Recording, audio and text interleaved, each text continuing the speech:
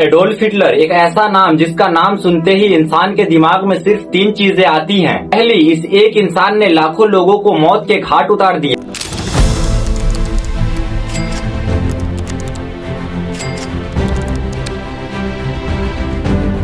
और दूसरी, ये एक इंसान न होता तो वर्ल्ड वॉर 2 कभी होता ही नहीं। Ob du glaubst, dass ich fleißig gewesen bin, dass ich gearbeitet habe, dass ich mich in diesen Jahren für dich और तीसरी बात, अडोल्फ हिटलर ने 60 लाख यहूदियों को उनके रिलीजन के बेसिस पे मार दिया था। Adolf Hitler was responsible for the Holocaust, which was the systematic genocide of 6 million Jews and millions of other people. पर वही हिटलर अपने मौत के कुछ वक्त पहले कहा था, My spirit will rise from the grave and the world will see I was right। यानी एक दिन कब्र से मेरी आत्मा उठेगी और दुनिया देखेगी कि मैंने जो किया था वो बिल्कुल सही किया था। और यू नो व्हाट, आज तो सोशल मीडिया का जमाना है और जब मैं इस टॉपिक के बारे में रिसर्च कर रहा था तो मैंने बहुत सारे रील्स और बहुत सारे यूट्यूब वीडियोस देखे और आज के टाइम पे बहुत सारे लोग हैं जो हिटलर को बिल्कुल सही मानते हैं। उनका मानना ये है कि हिटलर ने जो किया था वो अपने समय के हिसाब से बिल्कुल सही किया था। और वहीं दूसरी तरफ बहुत सारे आर्टिकल्स, ब्लॉग्स और यूट्यूब वीडियोस मिल जाएंगे जिनमें हिटलर को सीधा इविल डिक्लेयर किया गया है।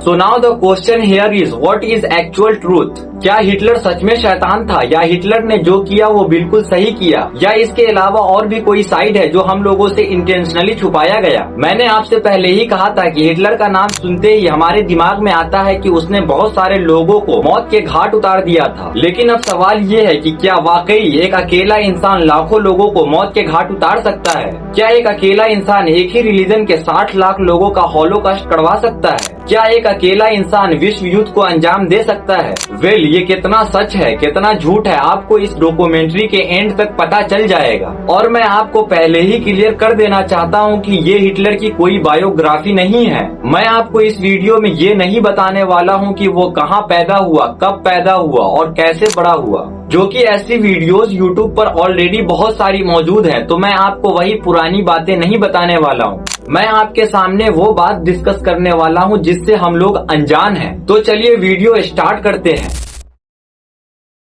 28 जुलाई 1914 ये वही दिन था जब फर्स्ट वर्ल्ड वॉर शुरू हुआ था। पूरी दुनिया अलायंस और सेंट्रल पावर में बढ़ चुकी थी। ये वॉर 1918 तक चला जिसमें 2 करोड़ से भी ज्यादा लोगों की मौत हुई। इस वॉर में जर्मनी की तरफ से हिटलर शामिल था, लेकिन वो सिर्फ एक कुरियर बॉय के तौर पर, जिसमें हिटलर का काम था जर्मन आर्मी और हेडक्वार्टर्स के बीच मैसेज पहुंचाना। 1918 में वर्ल्ड वॉर 1 के एंड फेज में फ्रांस के एक छोटे से गाँव में बहुत बड़ा अटैक होता है जिसमें हिटलर बहुत बुरी तरीके से घायल हो जाता है और वो घायल ऐसा हो जाता है कि उसकी एक आंख की रोशनी चली जाती है। और तभी उसके सामने एक ब्रिटिश सोल्जर आके खड़ा हो जाता है जिसका नाम था हेनरी टेंडी। हेनरी बहुत स्किल्ड सोल्जर था। उसने देखा कि हिटलर निहत्था है और वो बहुत ज्यादा घायल है, तो उसने अपनी बंदूक पीछे कर ली और उसने हिटलर की जान बख्श दी। हेनरी को क्या पता था कि आज जिसे उसने छोड़ा है वो आगे चलकर लाखों लोगों की गर्दनें उड़ाने वाला है। हिटलर जैसे तैसे कर हॉस्पिटल पहुँचता है और वो हॉस्पिटल में जाकर अपना इलाज करवाता है, पर वहीं उसे एक ऐसी खबर मिलती है जिसे सुनकर वो लिटरली रो पड़ता है। उन्हें पता चलता है कि जर्मनी ने सरेंडर कर दिया है और ये हार जर्मनी को इतनी महंगी पड़ती है कि उनकी आर्मी और इकोनॉमी दोनों कोलैप्स कर जाते हैं। इस हार के बदले जर्मनी को ट्रीटी ऑफ वर्साइल साइन करनी पड़ी। यह ट्रीटी हिटलर के डिक्टेटर बनने का सबसे बड़ा रीजन है। इस ट्रीटी के वजह से जर्मनी पर इकोनॉमिकली बहुत सारी पाबंदियां लग गई थी। जर्मनी में हाइपर इन्फेक्शन हो गया। हालत ये थी कि लोगों को एक ब्रेड खरीदने के लिए सूटकेस भर भर के पैसे ले जाने पड़ते थे और जिसके वजह से वहाँ के आम लोग अपने गवर्नमेंट से नफरत करने लगे थे। उसे ऐसा लगता था कि यहाँ की गवर्नमेंट करप्ट है और इनकम्पिटेंट है। और इसी अनस्टेबिलिटी के बीच एंट्री होती है एडोल्फ हिटलर की। हिटलर एक करिश्मेटिक स्पीकर था जो अपनी बातों से किसी को भी इजीली मैनिपुलेट कर सकता था। जर्मनी के लोगों को हिटलर से एक नई उम्मीद आने लगी और देखते ही देखते हिटलर एक सोल्जर से एक डिक्टेटर की तरफ बढ़ गया। 1920 नाजी पार्टी के अंडर हिटलर ने अपना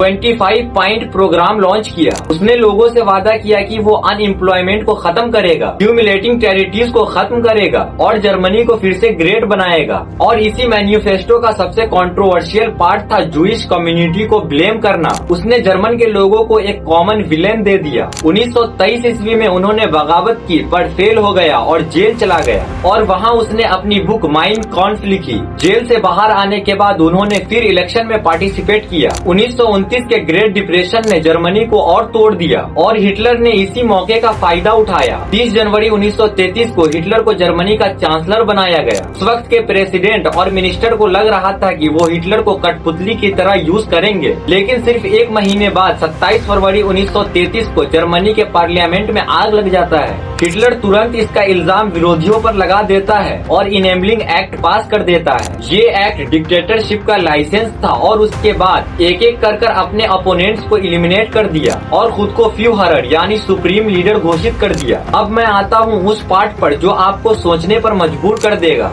मेन स्ट्रीम मीडिया हिटलर को शैतान मानती है क्योंकि उन्होंने लाखों लोगों को मार दिया, लेकिन चलिए थोड़ा इन्वेस्टिगेशन करते हैं। इस लिस्ट का पहला नाम देखिए, माओ जेडुंग। ये चाइना का लीडर था। इसके ग्रेट लीप फॉरवर्ड प्लान की वजह से 2 सालों में लगभग 3 से 4 करोड़ लोगों की मौतें हुई थी भूखमरी के वजह से। इसे दुनिया का सबसे बड़ा मैन मेड अकाल कहा जाता है। दूसरा नाम जोसेफ स्टॉलिन, रशिया का तानाशाह जिसने ग्रेट पर्व करवाया, जिसमें आर्मी ऑफिसर्स से लेकर टीचर्स तक को या तो गोली मार दी गई या तो लेबर कैंप भेज दिया गया। साइबेरिया के कड़कते ठंड में बिना खाना और बिना कपड़े के लोग काम करते करते मर जाते थे। स्टॉलिन ने लगभग 2 करोड़ लोगों को मारा, लेकिन फिर भी उनका नाम नोबेल प्राइज के लिए 2 बार नॉमिनेट हुआ। तीसरा नाम जापान के हिदेकी तोजो। इसकी यूनिट 731 में जिंदा सिविलियंस पे ऐसे एक्सपेरिमेंट्स किए जाते थे जिसे सुनकर रूह कांप जाती है। लोगों को बिना एनेस्थेसिया के लाइव काटा जाता था क्योंकि इनके ऑर्गन को लाइव देखा जा सके। यहाँ करीब 1 करोड़ लोग मारे गए। यह नाम विंस्टन चर्चिल और लियोपोल्ड द सेकेंड जैसे नामों से भरी पड़ी है। तो सवाल ये आता है कि जब भी मास किलिंग की बात होती है तो सिर्फ हिटलर का नाम क्यों आता है? तो जब भी मास किलिंग का नाम आए तो सिर्फ एक ही इंसान का नाम नहीं आनी चाहिए और भी सारे लोगों का नाम आनी चाहिए। तब तो नए जनरेशन को पता चलेगा कि ऐसे ऐसे भी दरिंदे लोग रह चुके हैं धरती पे। हिटलर और बाकी सब तानाशाह में इतना सा डिफरेंस है कि बाकी सब ने